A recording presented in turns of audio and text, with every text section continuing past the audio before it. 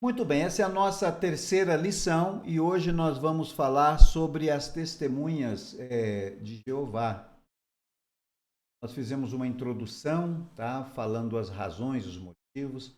Eu estou com um problema para gravar novamente a aula de introdução. Mas a outra aula, a segunda aula, foi gravada, tá? Eu vou, hoje não, mas amanhã eu vou colocar o link das duas aulas para quem depois quiser acompanhar e vou tentar gravar a primeira aula, que é uma aula de abertura, tem informações bastante importantes ali também, não é? Então, nós não queremos, a bem da verdade, sair por aí confrontando ninguém. O objetivo é defender a nossa fé primeiro a partir do nosso próprio conhecimento, para que nós não sejamos enganados por nenhuma mentira, né? Por meias verdades. Então, esse é o propósito principal. E é claro que as pessoas também que estão envolvidas nas seitas, eles também são alvo, tá, da nossa mensagem. Nós somos convidados por Deus e mensageiros de Deus para eles também. Então, é bom estar munido de informação para isso. Nesse primeiro momento, o objetivo é realmente dar uma olhada no comportamento das seitas, confrontando-as com a palavra de Deus e descobrindo por que nós os qualificamos como seitas e hoje são testemunhas de Jeová. Ah, então vamos começar aqui. Olha só, você já deve ter observado aí na sua apostila, você que tem a sua apostila, né? Aliás, hoje a Edna conversei com a Edna e ela falou sobre a apostila. Nós temos a apostila impressa lá na igreja, tá? Se você precisar da apostila, pode passar ali e adquirir. Custa R$ 30 e contém todo o conteúdo, né? Então, se você desejar, poderá adquirir ali. Se você pode baixar gratuitamente o material, um arquivo digital, tá? Se você baixar o arquivo digital e for lá na clique para para mandar fazer uma apostila, vai ficar mais caro ainda, tá bom? Então, tem apostila ali, passa ali na igreja, adquira. Tem gente que gosta de acompanhar no material físico, tá? Mas a nossa lição hoje sobre as testemunhas de Jeová começa com um subtítulo aí, que é Restauracionista com crenças não trinitárias. E deixa eu começar falando para você o que isso quer dizer. Restauracionista com crenças não trinitárias. Bom, o restauracionismo, ou também chamado de positivismo cristão, é a postura histórico-teológica que crê que o cristianismo histórico apostatou da fé. Então, é necessário restaurar o cristianismo primitivo na sua origem, lá da era apostólica. E aí a gente já começa de cara aqui, entendendo por que os testemunhas de Jeová andam de dois em dois quando vão falar, quando vão distribuir o seu material e fazer as suas abordagens, porque eles estão, em tese, obedecendo o mesmo modelo de Jesus. O que não há nenhum erro nisso, naturalmente, você pode sair, e seria muito bom mesmo que você saísse acompanhado para falar de Jesus, mas esse comportamento deles tem a ver com essa ideia de restauração do cristianismo primitivo, tá bom? Então, eles são restauracionistas e eles também são antitrinitaristas. Meu Deus, o que quer dizer isso? Essa é uma das características fundamentais dos testemunhas de Jeová. E esse antitrinitarismo, ele refere-se a uma forma de crença que rejeita a trindade. Nós estudaremos isso aqui no nosso material, mas já esse subtítulo já dá esse entendimento para você. A Trindade, claro, você sabe, é o ensinamento de que Deus é constituído por 3 pessoas distintas que são coeternas, coiguais e indivisíveis em um ser ou essência. Então, ao mesmo tempo que Deus é a Trindade, nós também sabemos da triunidade. Eles não acreditam na trindade de Deus, eles acreditam em Deus como uma pessoa somente, ponto, acabou. O texto áureo que nós temos aí na sua apostila é João capítulo 1, versículo 1, que é, claro, uma das maiores razões porque nós chamamos os testemunhas qualificamos, dentre tantas outras que veremos, qualificamos como seita. E nós entendemos aqui que heresia é uma mentira que vai contra os dogmas. Os dogmas são as verdades bíblicas ensinadas por um grupo, as quais demandam obediência. Isso é uma heresia. Agora, seita é dentro do escopo social, dentro daquilo chamado de cristianismo, ou dentro da religiosidade, é um grupo de pessoas que diverge daquele padrão comum estabelecido.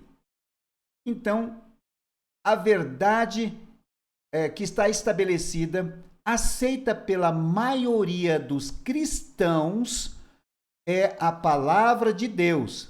E por aqueles que dizem ser cristãos, torcem a palavra de Deus, mas são um grupo que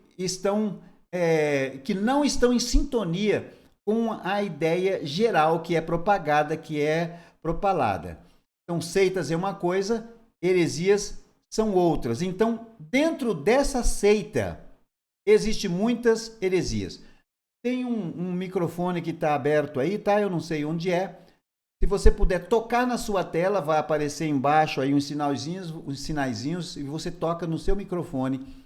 Está entrando um som aqui também. Ok? Então, quem está aí puder fazer isso, eu não sei quem é. Enfim. Qual que é a verdade aplicada? Eu não li o texto, né? O texto é: no princípio era o Verbo estava com Deus e o Verbo era Deus. E qual que é o nosso propósito? Qual que é a verdade aplicada para hoje?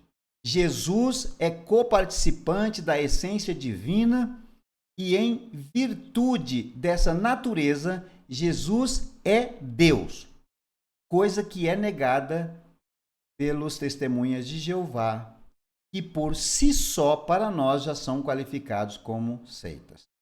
Qual é o nosso texto de referência? O texto de referência está em João, capítulo 1, versículo 1 a versículo 4. Eu quero projetar para você aqui, para a gente fazer a leitura juntos. No princípio era a palavra, e a palavra estava com Deus, e a palavra era Deus.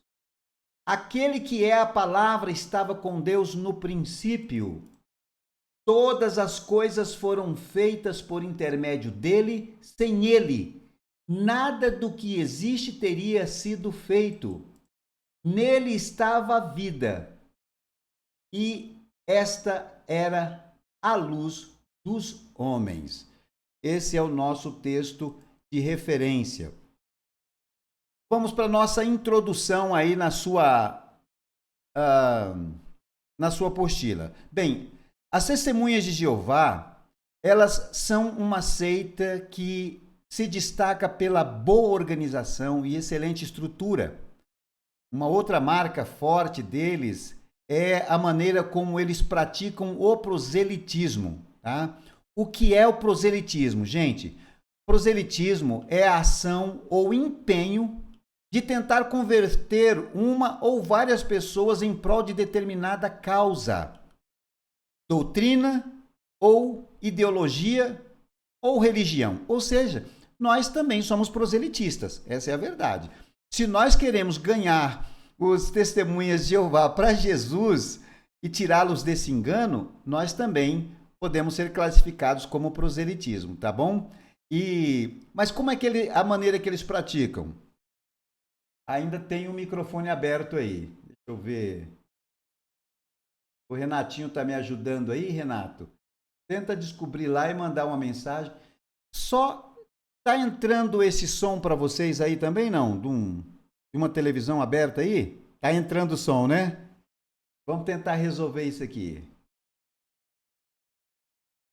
Quem está me ouvindo aí, vai na tela, clica na tela e embaixo vai aparecer um microfone.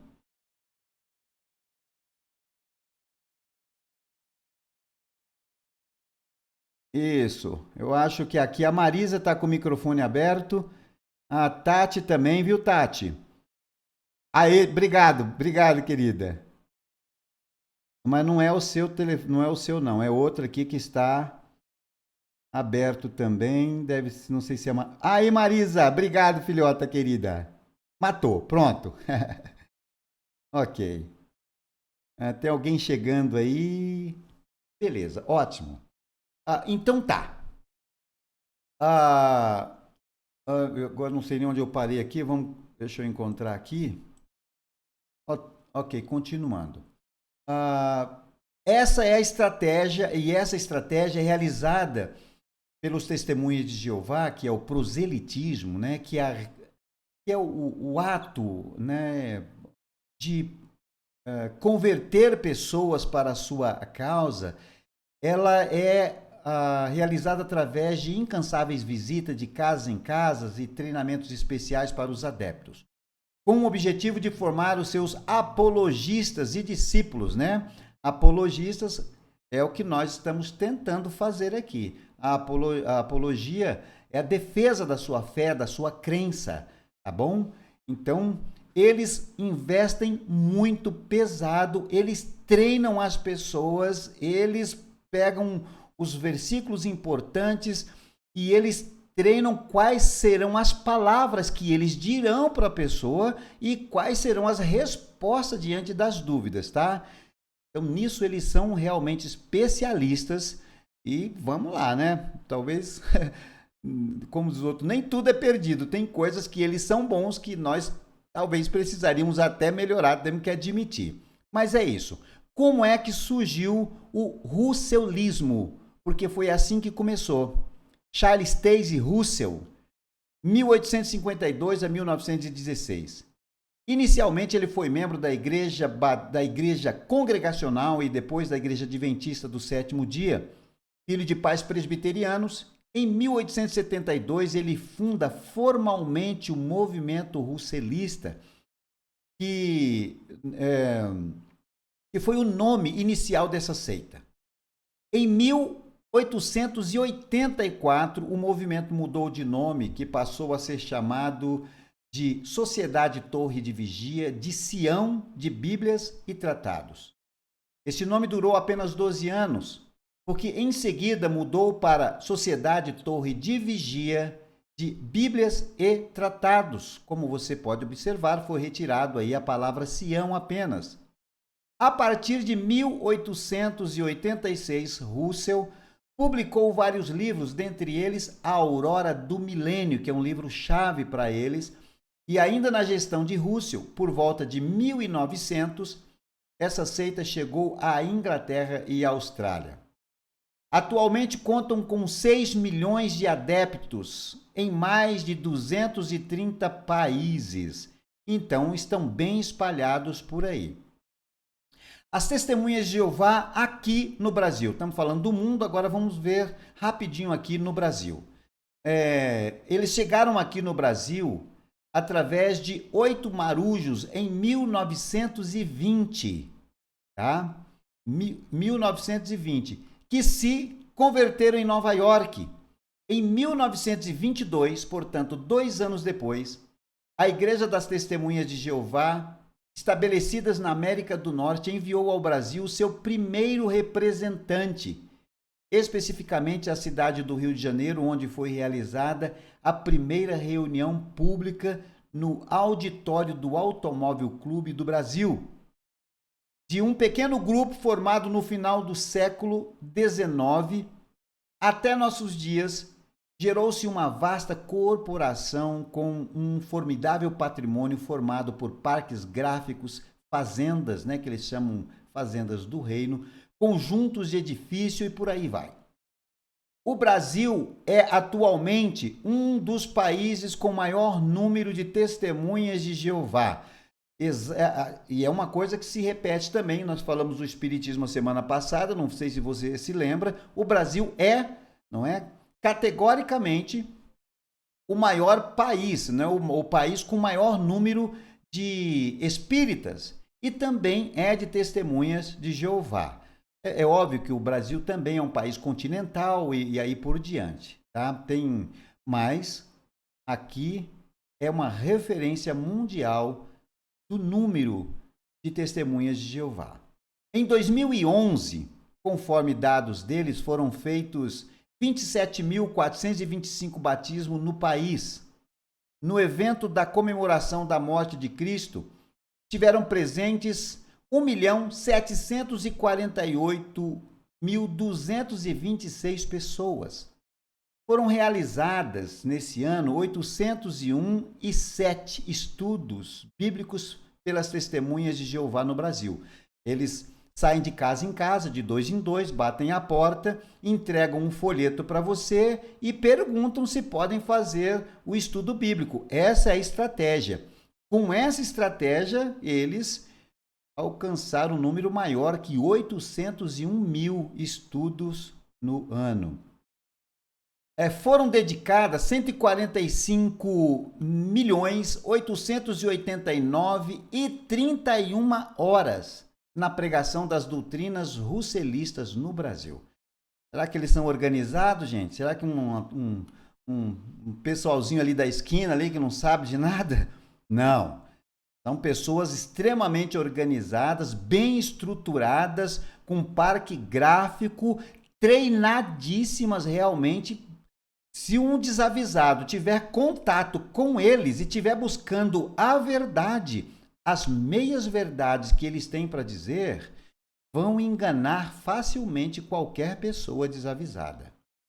Bem, uma das características também são as profecias, que marcaram a história, pelo menos a partir do nosso olhar, que os avaliamos. Russell, após alguns cálculos baseados no livro do profeta Daniel, profetizou que a vinda de Jesus ocorreria em 1914, mas na referida data, nada aconteceu. Isso a gente vai ver que não é só essa seita que tem esse hábito ou costume histórico de marcar as datas, tá? Tem mais seitas por aí e a gente vai ver durante os estudos. Mas eles fizeram, naturalmente erraram, porque a palavra de Deus diz que só o Pai sabe, não é? Só Deus sabe a hora da volta de Jesus Cristo. Posteriormente, ao refazer os cálculos, marcou para o ano de 1915, depois para 1918, nada aconteceu com as datas anteriores. Profetizou então que até 1914 viria um tempo de tribulação para que fosse estabelecido o reino de Deus na terra. Bem, também não aconteceu coisa nenhuma.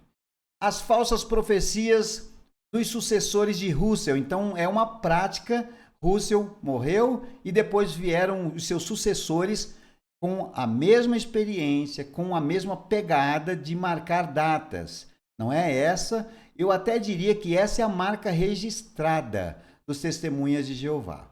Com a morte de Russell em 1916, Joseph Franklin Rutherford assumiu a liderança da seita, dando outro nome para o movimento russelista, as Testemunhas de Jeová, e é como nós conhecemos essa seita hoje. E sob essa nova liderança, a marca registrada desta seita continua, ou seja, continua sendo as falsas profecias. Eu diria que é o carro-chefe deles. Bom, Rutherford também refez o cálculo e estabeleceu o ano de 1925 como início do milênio. Isso também não se cumpriu, para variar. A tradução do Novo Mundo da Bíblia, ou seja, a Bíblia traduzida de acordo com o olhar e as adequações das Testemunhas de Jeová. Em 1942, com a morte de Joseph Franklin Rutherford, as testemunhas assume, na verdade, a presidência Nathan Homer Knorr. E foi nessa gestão, em 1961, que eles publicaram a primeira edição completa da tradução do Novo Mundo da Bíblia Sagrada na língua inglesa.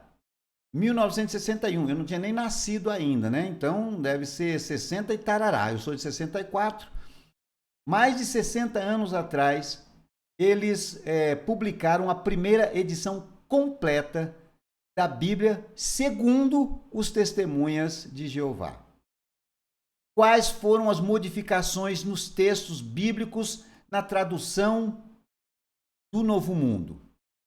A mais importante adaptação, ou uma das mais importantes adaptações, são essas aqui. Primeira, no princípio era a palavra estava com o Deus e a palavra era um Deus. Esse estava no princípio com o Deus. João capítulo 1, versículo 1 e versículo 2. Olha a sutileza para você. Olha, por aí já começa. Porque eles querem, por toda a lei, por toda a força, negar a divindade de Jesus Cristo. Então, como pode ser visto no versículo de João capítulo 1, versículo 1, eles adicionaram o artigo indefinido antes do substantivo Deus, que por sua vez está em minúsculo. Você pode dar uma olhada aí, está claramente reproduzido na sua apostila. Um Deus. Eles acrescentaram o um Deus. Acrescentaram também, no versículo seguinte, João capítulo 1, versículo 2, um artigo definido como o Deus. Este é um dos versículos mais importantes na defesa da doutrina da Santíssima Trindade. Doutrina essa que as Testemunhas de Jeová rejeitam ao traduzir era Deus por um Deus. No princípio era Deus. Eu acho que eu tenho aqui, vamos ler de novo o texto aqui para você dar uma olhada. Olha só. No princípio era a palavra, e a palavra estava com Deus, e a palavra era Deus. Eles estão colocando aqui um Deus. Olha só, em minúsculo. O versículo número 2 de João. Aquele que é a palavra estava com Deus no princípio. O que eles estão colocando aqui? Eles estão colocando o Deus. Ao traduzir era Deus por um Deus, o objetivo aqui é claro, de negar que Jesus é a segunda pessoa da Trindade. Isso mesmo, eles adulteraram o texto bíblico, contrariando todas as demais traduções, para não admitir a divindade de Jesus. E você sabe que negar que Jesus é Deus é simplesmente anular a mensagem cristocêntrica da Bíblia Sagrada. Nós temos em 1 João capítulo 5, versículo 20, o seguinte texto. Sabemos também que o Filho de Deus veio e nos deu entendimento para que conheçamos aquele que é verdadeiro. Ou seja, Jesus veio, nos deu compreensão para entender e conhecer a Deus. E nós estamos naquele que é o verdadeiro. Está falando de Deus.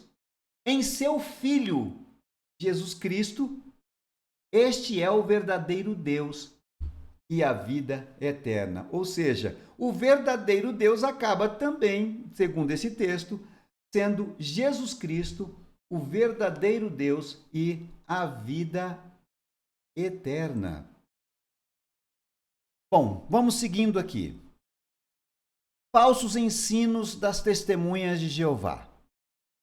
As testemunhas de Jeová, ao longo dos anos, constituíram-se em uma das maiores divulgadoras de heresias devido à sua vasta literatura e o seu método agressivo de propagação dos seus falsos ensinos.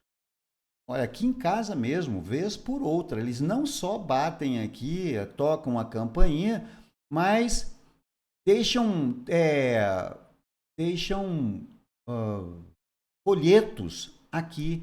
E outro dia, deixaram uma carta escrita à mão, a coisa mais linda, fazendo um convite para mim.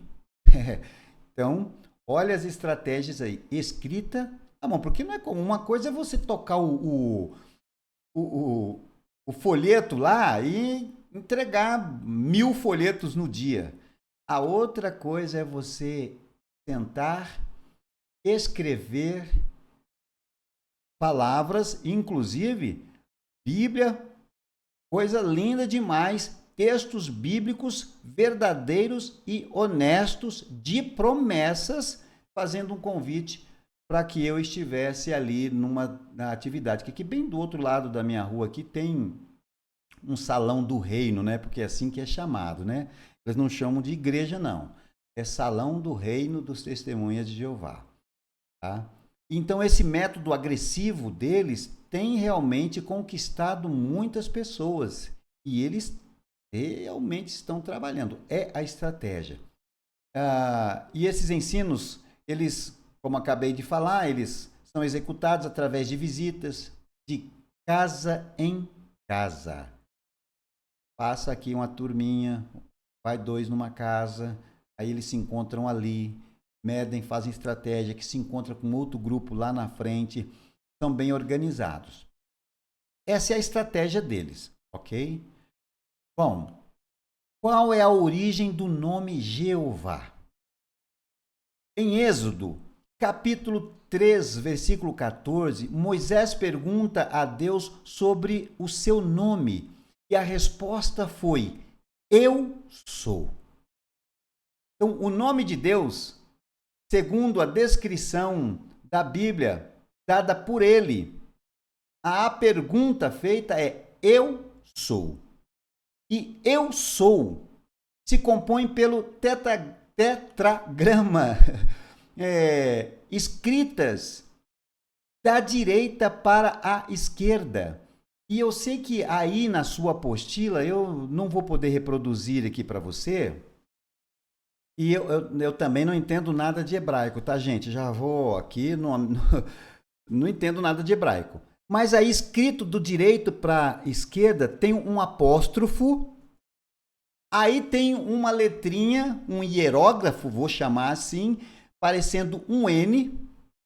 Aí tem uma outra letrinha que poderia ser como um I, e na sua origem parece mais um ponto de interrogação mesmo. E depois tem novamente um N. Então, lá no hebraico, puro sangue mesmo, esse é o nome de Deus. Só que tem um detalhe, as letras são Vod, Re, Val e Vod. Isso aí é a pronúncia do pastor Melquisedeque, tá bom? Não leva, pode ser que mereça observações a pronúncia. Mas essa palavra aí, inominável, e é exatamente esse o entendimento, tá? Não tem como pronunciar nas línguas ocidentais. O problema é que não dá para pronunciar o nome de Deus que não tenha vogais. Por isso, os escribas maçoretas, quem são os escribas maçoretas? Os escribas maçoretas eram os responsáveis judeus que se dedicavam à vida deles, o propósito, a razão deles viverem era se dedicar a preservar e cuidar das escrituras que atualmente constituem o Antigo Testamento.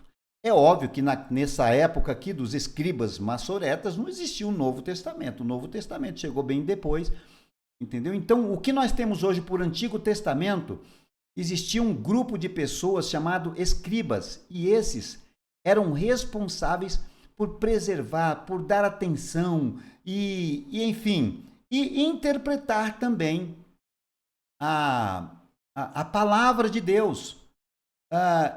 E esses, com a intenção de tornar conhecido o nome de Deus, acrescentaram as vogais E, O e A, criando assim o nome Jeová. Tá? Então, para as testemunhas de Jeová, Jeová apresenta como a tradução desse tetragrama em hebraico. Eu falei para vocês aqui que é um apóstrofo e hieróglifos, né, escrito da direita para a esquerda, se parece com N, se parece com I e com N. Em todos os lugares onde aparece no Antigo Testamento, e além disso, os testemunhas de Jeová, eles usam para representar a palavra Jeová, a palavra Kyrios. Kyrios é uma palavra em hebraico, não é hebraico, grego. Desculpa lá. Kyrios é uma palavra em grego. Só que Kyrios não é um nome para Deus. Kyrios é um nome para Senhor. Então, em toda a Bíblia, de acordo com a tradução deles, eles vão usar a palavra Jeová, e onde está escrito Senhor na Bíblia deles, Kyrios, eles vão usar também a palavra Jeová, especialmente, inclusive, no Novo Testamento. As testemunhas de Jeová, elas negam a doutrina da Trindade. O fato de não conter a palavra Trindade nas Sagradas Escrituras, eu não sei se você sabia isso, mas não tem a palavra Trindade na Bíblia, você não vai achar a palavra Trindade. Como eles não encontraram a palavra Trindade, e obviamente que isso não depõe contra a existência da Trindade, eles ignoram a Trindade. Como exemplo, no Velho Testamento, se você for observar o texto em Gênesis capítulo 1, 26 e 27, que eu quero compartilhar aqui com você. Gênesis capítulo 1, 26 e 27 vai dizer assim: Então Deus disse, façamos... Eles negam a Trindade, mas olha só, aqui está no plural. Façamos. Deus fosse um só, ele diria, então, Deus disse, vou fazer. Não. Façamos os seres humanos à nossa imagem, conforme a nossa semelhança. Dominem eles sobre os peixes do mar, sobre as aves do céu, sobre os animais de rebanho, sobre toda a terra e sobre todos os animais que estejam sobre a terra. Então Deus criou o ser humano à sua imagem, à imagem de Deus os criou, homem e mulher os criou. Muito bem, essa seita, ela argumenta... Deixa eu arrumar aqui para você. Ok. Essa seita, ela argumenta que O pronome aqui, nossa, encontrado no verso 26, é uma referência aos anjos. Entretanto, essa interpretação não faz sentido, uma vez que no verso 26, Deus diz, façamos o homem à nossa imagem, e o verso 27 deixa claro, e criou Deus o homem à sua imagem, à imagem de Deus o criou. A imagem é a de Deus, e não a imagem de anjos. Assim nós temos no plural com o façamos, e nossa é a expressão do Deus Trino. Façamos. Então Deus está falando de Deus Pai, Deus Filho, o texto está falando de Deus Pai, Deus Filho e Deus Espírito Santo. No Novo Testamento nós temos claramente várias evidências que comprovam a existência da Trindade, como, por exemplo, Mateus 13, 16 e 17, e 2 Coríntios 13, 13 e 14, 1 Pedro 1, 2. Eu quero ler esses dois últimos para você. 2 Coríntios 13, 13, que diz o seguinte, não é 3, 13. 2 Coríntios capítulo 3, versículo 13. Deixa eu mexer aqui. Ok.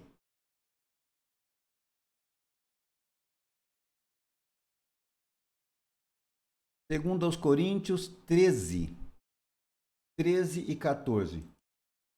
Um minutinho só que eu só tô... 13.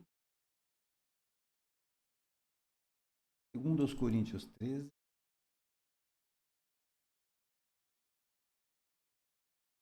Isso mesmo. Olha só. Todos os santos enviam saudações. A graça do Senhor Jesus, o amor de Deus e a comunhão do Espírito Santo sejam com todos vocês. É a Trindade aí. Ok? Agora veja 1 Pedro, capítulo 1, versículo 2. Escolhidos de acordo com a presciência de Deus Pai, pela obra santificadora do Espírito, para que a obediência a Jesus, aqui já falou a Trindade. É a Bíblia categoricamente afirmando que Deus é trino. Continuando aqui, para que a obediência a Jesus Cristo é a interpretação do seu sangue, graça e paz sejam multiplicadas a vocês. Então a Bíblia claramente vai falar sobre a Trindade, mas eles negam a Trindade e não aceitam que Jesus Cristo seja Deus, portanto. Uma também das heresias que eles propalam é os 144 mil salvos. As testemunhas de Jeová usam o texto de Apocalipse, capítulo 7, versículo 4, e eu quero compartilhar com você aqui, que diz o seguinte: então ouvi o número dos que foram selados, 144 mil, de todas as tribos de Israel. Aí, ó. Muito bem. Apocalipse, capítulo 7, versículo 4. Eles usam esse texto para afirmar que somente 144 mil habitarão o céu. Esse número de pessoas, segundo eles, seria o pequeno rebanho de Jesus, ou que Jesus cita em Lucas, capítulo 12, versículo 32. Vamos lá para Lucas, capítulo 12, versículo 32, que diz o seguinte: não tenham medo, pequeno rebanho, pois foi do agrado do Pai dar o reino a você. Não tenham medo, pequeno rebanho. Gente, olha só. Esse pequeno rebanho aqui, com certeza, não tem a ver com os 144 mil. O que o texto traz, literalmente, é uma referência às 12 mil pessoas de cada uma das 12 tribos de Israel, que totalizavam 144 mil, que foram assinalados com o selo, foram assinaladas com o selo. Isso é Apocalipse capítulo 7, versículo 4 ao versículo 8. O versículo 4 eu já li aqui para vocês. A verdade bíblica é outra, pois a Bíblia afirma que todos aqueles que crêem em Jesus Cristo terão um destino celestial, e não um seleto grupo de 144 mil pessoas. E você que já me acompanhou em outros momentos aqui, especialmente no Tempo de Esperança pela Manhã, já deve ter compreendido que nós somos o povo do céu. Nós somos cidadãos dos céus. Todos aqueles que confiam, todos aqueles que têm um compromisso com Cristo, todos aqueles que aceitaram Jesus Cristo, que não fazem parte do povo, vou chamar assim, inicial de Deus. João capítulo 1, versículo 11 vai dizer: ele veio para os seus, mas os seus não o receberam, mas todos aqueles que o recebeu, deu-lhes o poder de serem feitos filhos de Deus. Então não é só 144 mil. Inclusive, os Testemunhas de Jeová diz que a hora que preencheu os 144 mil lá de pessoas salvas, entendeu? Então começa a desenrolar as últimas coisas. Mas não é verdade, tá bom? A palavra de Deus em João capítulo 10, versículo 16, vai dizer o seguinte: tenho outras ovelhas que não são deste aprisco. Não se esqueça que aqui em João, os evangelhos, inclusive, estão sendo entregues para o povo judeu. O que ele está dizendo, eu tenho outras ovelhas que não são desse aprisco, está falando assim, os judeus, vocês não são a cerejinha do bolo, não. É isso que Jesus está dizendo. É necessário que eu as conduza também. Elas ouvirão a minha voz e haverá um só rebanho e um só pastor. Então, a ideia de que no céu vai morar só os 144 são abusados os 144 mil testemunhas de Jeová. Bom, assim que o número de testemunhas de Jeová estiver completo no céu, o mundo acaba. É a opinião deles. Eles também falam sobre o paraíso na terra, ou seja, para o testemunho de Jeová, o céu é aqui. As testemunhas de Jeová pregam que, exceto esses 144 mil que reinarão com Jesus nos céus, todos os demais salvos ficarão aqui na terra para sempre. E essa é mais uma heresia, pois eles apoiam em textos bíblicos que não fazem alusão a uma morada para os salvos aqui na terra. Olha só, gente, quando eu digo que nós somos cidadãos dos céus, é assim, não há tempo para a gente conversar, nem esse é o propósito. Mas Deus tem dois povos. Deus tem o povo da terra e Deus tem o povo do céu. As promessas e o Novo Testamento, os evangelhos, eles foram escritos para o povo da terra. Os evangelhos foram escritos para o povo da terra, que é o povo judeu. Era os discípulos de Jesus em interação com o seu povo, tentando convencer os judeus de que Cristo era de verdade o grande libertador que eles estavam esperando. Esse povo rejeitou a Jesus. E Deus abriu a porta, inclusive Deus parou de tratar com Israel. Hoje Deus está tratando com a igreja. Deus hoje está tratando comigo e com você. Nós somos o povo celestial. A nossa morada é o céu. A nossa morada, gente, não é a terra. A nossa morada é o céu. Nós somos cidadãos dos céus. Ele foi preparar lugar para a gente. Mas haverá um povo. Isso aí, claro que isso aí, só isso, tinha que 12 estudos só disso aí. Mas haverá um povo que vai morar aqui, que é o povo terreno.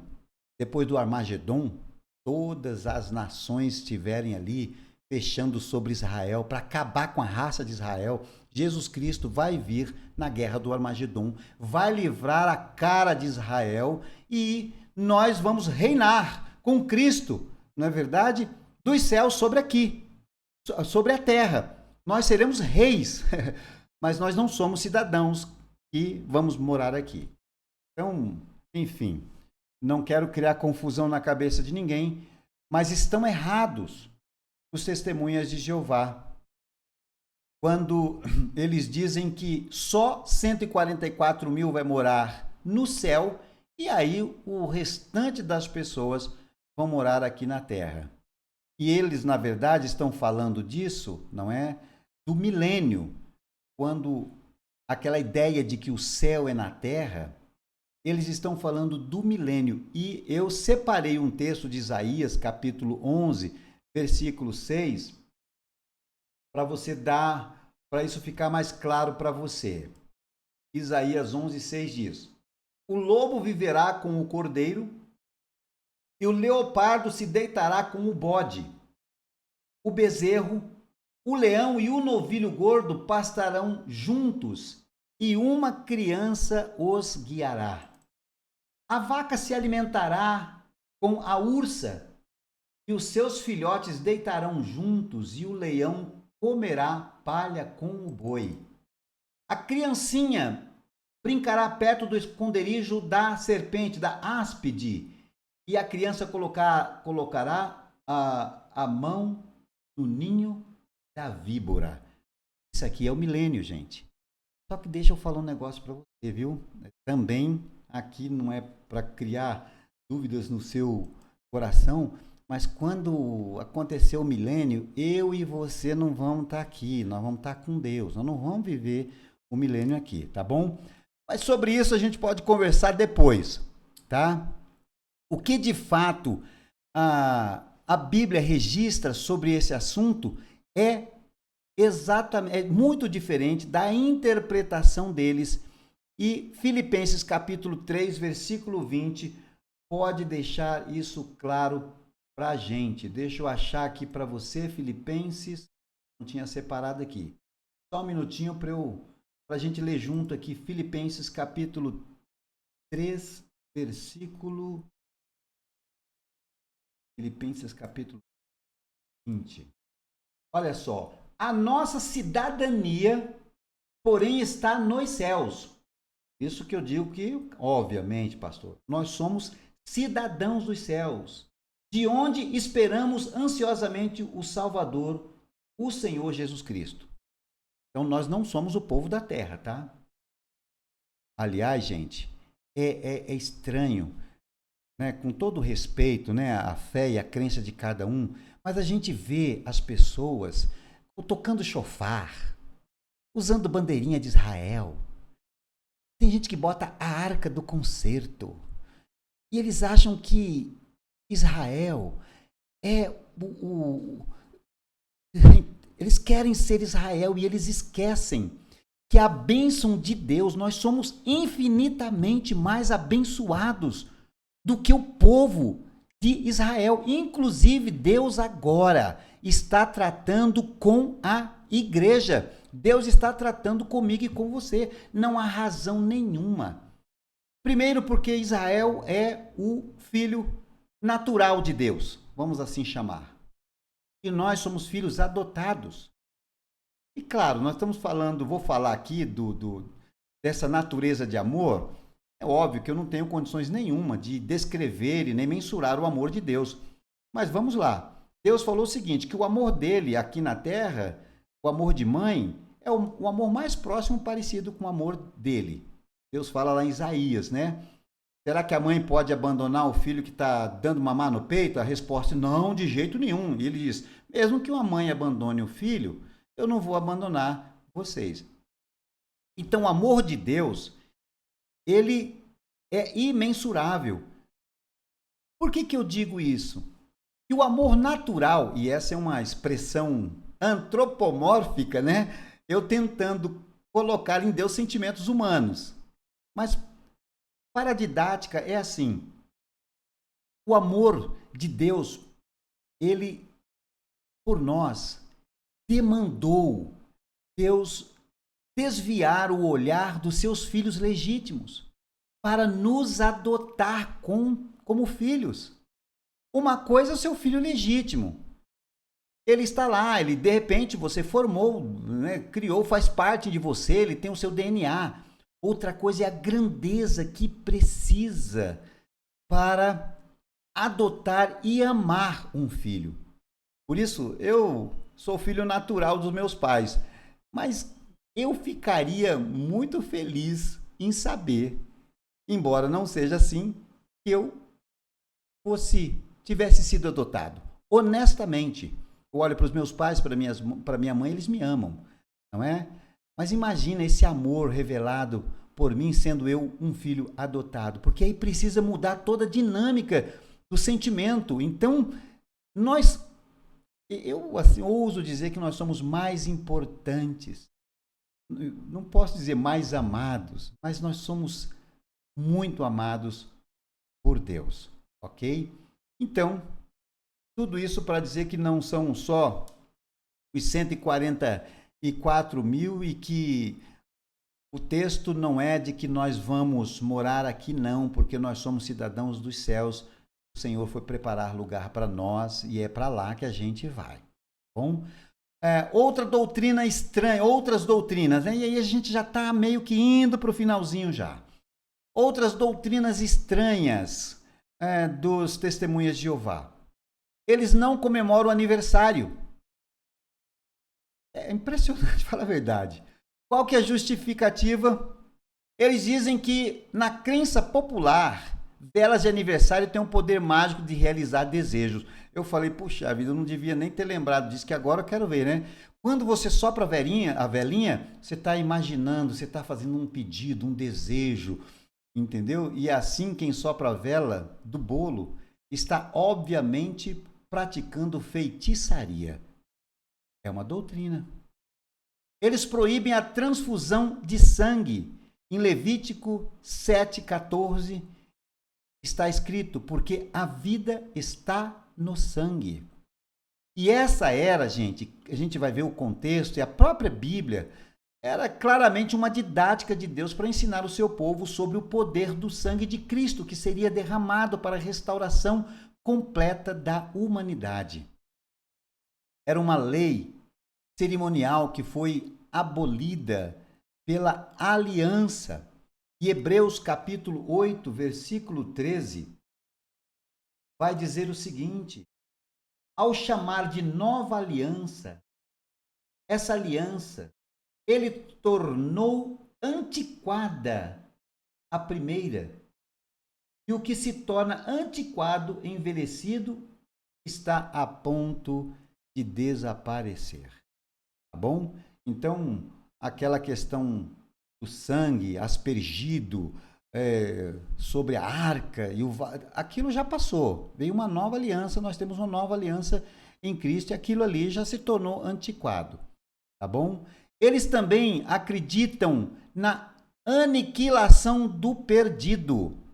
Se não existe uma condenação eterna, Jesus nos salva do quê? A ideia é o seguinte: se Deus é vida, quem não está com Deus não existe.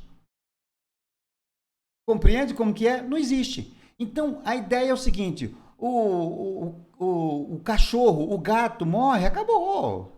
A alma dele não vai para nenhum lugar. Ele sumiu, desapareceu, virou terra de novo e acabou. Os testemunhos de Jeová acreditam nisso também. Você não vai para o inferno. Não tem assim condenação, diabo. lago de fogo, essas coisas não existem. Por quê? Porque não há vida longe de Deus. E como é que você vai ficar vivo longe de Deus lá no inferno? Olha só.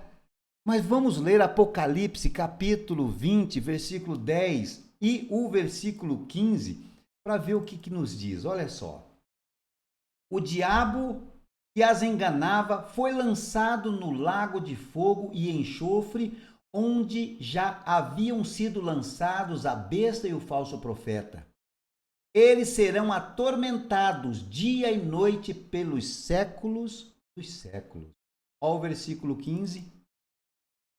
Aquele cujos nomes não foram encontrados escritos no livro da vida foram lançados no lago de fogo. Aí tem um texto que eu devia ter procurado, agora não sei onde é, onde a ranger de dente, o fogo não se apaga e o bicho não morre. É um texto. Não é sobre isso que nós estamos falando, né, gente? Mas já fica um alerta aí também. Não é? Então, o inferno é real, o lago de fogo é real e o sofrimento eterno é uma afirmação da palavra de Deus. Imagina, não é assim do tipo, eu não estou com Deus, morreu, acabou, deixou de existir. Não. A Bíblia diz que o sofrimento será eterno. Outra doutrina esquisita dos testemunhos de Jeová. O Espírito Santo é a força ativa de Deus. Então, eles negam Jesus como Deus e o Espírito Santo é uma força. Eles afirmam que o Espírito não é uma pessoa, e sim uma energia que vem de Deus. Porém, a Bíblia fala que ele pode se entristecer, não é? Em Efésios capítulo 4, versículo 30, a Bíblia fala que ele tem vontade própria, que ele distribui os dons como ele mesmo quer. Ele sonda as coisas profundas de Deus. E esse texto eu quero ler para você, os demais você pode acompanhar, mas pode ler depois, mas 1 Coríntios capítulo 2, versículo 10, olha o que vai dizer. 1 Coríntios capítulo 2, versículo. Deus, porém, o revelou a nós por meio do Espírito. O Espírito sonda todas as coisas, até mesmo as profundezas de Deus. Não tem como negar, naturalmente, que o Espírito Santo é Deus também.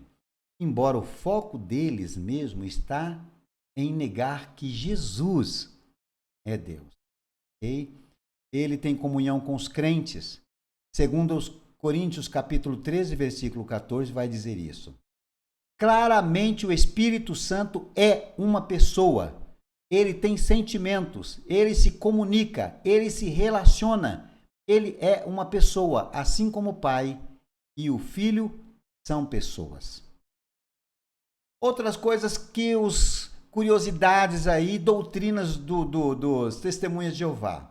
Com relação a estados, você sabia que eles não servem o exército? Eles não se alistam. Qual que é a justificativa? Eles não fazem parte do exército desse mundo. Eles são guerreiros de um outro exército, o exército de Deus. Eles não assumem cargo políticos. Eles não votam em candidatos ou partidos políticos. Não concorrem em cargos políticos e não participa de nenhuma ação para influenciar ou mudar governo. Por quê? Porque eles não são desse mundo. Jesus, que se recusou a aceitar um cargo político, é um grande exemplo para eles. Então, Jesus ensinou aos seus discípulos que eles não deviam fazer parte do mundo. Vocês não são desse mundo. Então, como é que eles não são desse mundo? Como é que eles vão aceitar cargo político? Então, não aceitam, e essa é a justificativa. Nós não somos desse mundo. Bom? E nós não interferimos nas coisas que estão acontecendo aqui. É meio estranho, né? E até quase que hipócrita, né? Porque eles trabalham, eles vão para os seus serviços, eles negociam, né? Enfim, enfim. Ok, vamos só identificar aqui. Outra coisa, não podem falar com ex-testemunha de Jeová, nem cumprimentar, nem manter qualquer contato, exceto o estritamente necessário. Ou seja, não são só esses aí não, tá? Tem uma outra seita aí também, bem pertinho da gente. E se você sair de lá, meu irmão, acabou. Você tá morto, tá fuzilado, tá queimado no fogo do inferno. E eles não querem mais saber de você e não tem mais salvação para você. Se você sair do caminho, tá? A gente vai poder estudar essa outra seita também. Esse é o pensamento do Testemunho de Jeová. Ex-Testemunho de Jeová, não converse com ele, esqueça, né?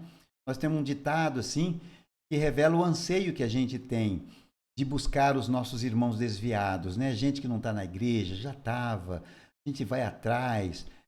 Inclusive, há uma reclamação, que não é verdadeira, mas havia uma reclamação dizendo o seguinte, que os cristãos fazem parte do único exército que não volta para recolher ou abençoar ou ajudar o que abandona na batalha os seus guerreiros. Não é verdade, tá bom? Mas é justamente um contraponto dizendo que nós sim nos preocupamos com o cristão verdadeiro, se preocupa com aquele que está desviado e tenta por todas as forças recolocá-lo no caminho certo. Bom, terminando já, os membros dessa seita são treinados especialmente para confrontar os ensinos da palavra de Deus. Simples assim. O treinamento deles é para ser apologetas. O treinamento deles não é, olha só, eles, assim, a raiz, o suprassumo, assim como outras seitas, eles não estão querendo convencer ninguém, eles estão querendo é confrontar. É confrontar. Eles são preparados para o confronto. Daí o perigo que são. Nós queremos falar do amor de Jesus. Olha, Jesus te ama. Jesus tem um projeto para você. Ele morreu por você. Olha a nossa mensagem. A mensagem do Testemunho de Jeová é: eu vou te falar por que você está errado seguindo essa igreja aí. E aí, eles são treinados para pegar a palavra deles, torcida, e convencer os incautos, convencer os despreparados. Então, é contra isso que nós, na verdade, precisamos estar fundamentados na palavra de Deus. O propósito deles é confundir os desavisados. E eles usam sua própria Bíblia na tradução Mundo Novo. Porém, eles não conseguem negar o que a Bíblia diz sobre Jesus. E eu quero ler esse texto, o que a Bíblia fala sobre Jesus, e para a gente encerrar a nossa lição de hoje. Olha só, Colossenses capítulo 1, 16 e 17. Pois por meio dele foram criadas todas as... Está falando de Jesus aqui. Criadas todas as coisas nos céus e na terra, por meio de Jesus. As visíveis e as... Eu vou ler desculpa, tá? Eu vou ler o versículo 15 aqui também. Ele é a imagem do Deus invisível, o primogênito sobre toda a criação. Por meio dele foram criadas todas as coisas nos céus e na terra, as visíveis e as invisíveis, sejam tronos, sejam soberanias, quer poderes, quer autoridades, todas as coisas foram criadas por ele e para ele. Ele é antes de todas as coisas. Olha, gente, antes de todas as coisas. Ele é criador com Deus e sustentador de todas as coisas. E por meio dele, tudo subsiste. Se arrancar Jesus, meu irmão, o mundo desmorona, acaba tudo, porque é em Cristo que todas as coisas subsistem. Nele foram criadas. E ele é o sustentador, não é? De todas as coisas por meio dele. E nele todas as coisas subsistem. Bom, essas foram aqui as impressões e as informações que nós podemos alcançar e separar para os irmãos para falar sobre os testemunhas de Jeová, tá bom? Eu espero que você depois dê uma repassada na sua revista, que você dê uma olhada, reveja suas anotações e se prepare realmente para ser um instrumento de Deus e estar pronto para defender com sabedoria quando você for inquirido a respeito da sua fé, conforme nos diz a própria palavra de Deus, tá bom? Então, muito cuidado com os testemunhas de Jeová.